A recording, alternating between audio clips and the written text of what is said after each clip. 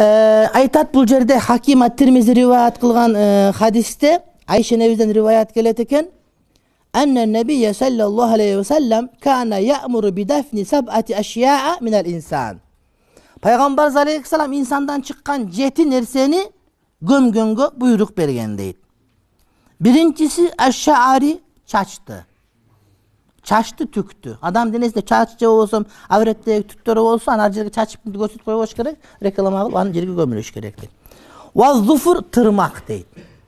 Анан ваддам, кан.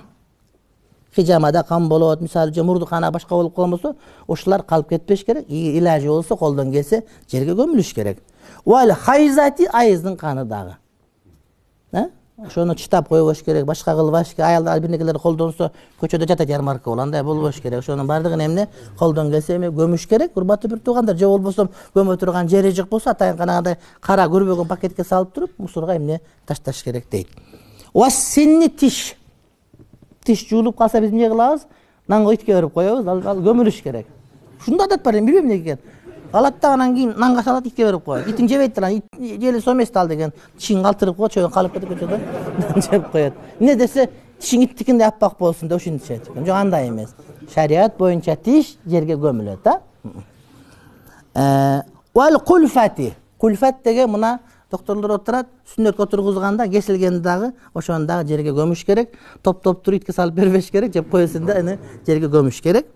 Андан кийин вал машимати, машимат деген жана бала төрөлгөндө бала менен чыккан киндиги тону бар, ошол тон, ошол киндикте ошолор дагы көмүлүш керек дейт.